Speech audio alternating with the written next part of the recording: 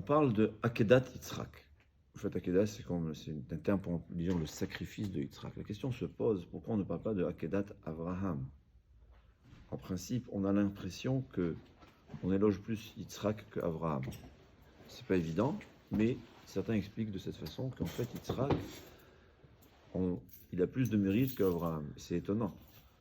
Tout le monde peut comprendre que c'est plus facile pour quelqu'un de se donner sa vie que Chas v'Shalom perdre la vie de son fils, surtout ce fils unique qui est sa suite.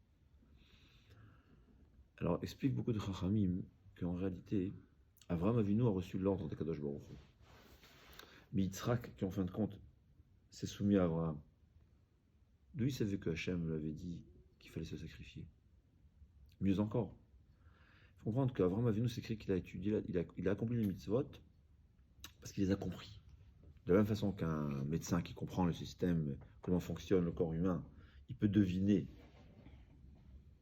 ce qui est bien pour la santé de l'homme.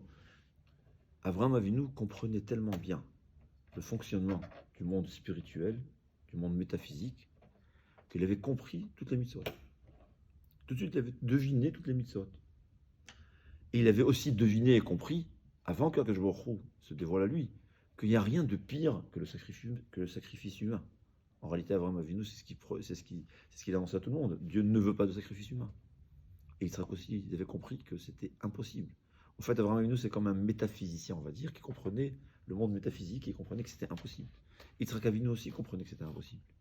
Impossible qu'Akadosh Baruch Hu veuille quelque chose de pareil. D'ailleurs, le Navi, il dit, Akadosh Baruch Hu, il dit, Lo ala alelibi. J'avais jamais pensé, même dans mon cœur, je n'avais jamais pensé que Avraham Avinu devrait sacrifier son fils. Il n'y a rien de pire. Donc Yitzhak Avinu, il a accepté ce que son père lui a annoncé au nom d'Hachem, bien qu'il était convaincu que c'est impossible. C'est quoi? C'est ce qu'on appelle la Emunat Chachamim. Et ça, c'est très important à savoir. Il y a Vayaminu B'Hashem ou Vemoshe Avdo. On éloge le peuple juif qui ont cru en Hachem et en Moshe. C'est-à-dire en Moshe. Parce que après la croyance en Hachem, il faut une croyance au Chachamim. C'est quoi Emunat Chachamim? C'est l'une des bases du judaïsme. C'est la confiance et la croyance que quand un Chacham, évidemment, qui est du niveau, interprète la volonté d'Hachem à travers ce qu'il a compris dans la Torah, c'est ça la volonté d'Hachem. Il y a beaucoup de gens qui ont beaucoup de émoudants à Hachem, mais quand un Chacham, un Talmid Chacham, il leur dit qu'il faut faire Shahad, s'ils ne comprennent pas, ils vont dire non. Mais ils n'ont pas atteint le niveau de Emunat Chachamim. Yitzhak Avinu a atteint ce niveau de Emunat Chachamim, une croyance aveugle, bien que lui-même était un Talmid Chacham, lui-même connaissait la Torah et il savait que c'était impossible. Il a eu une Emunat Chachamim incroyable, que puisque son père lui a dit que c'est ce que Hachem lui a dit, il lui a pas dit peut-être pas, t'as mal compris.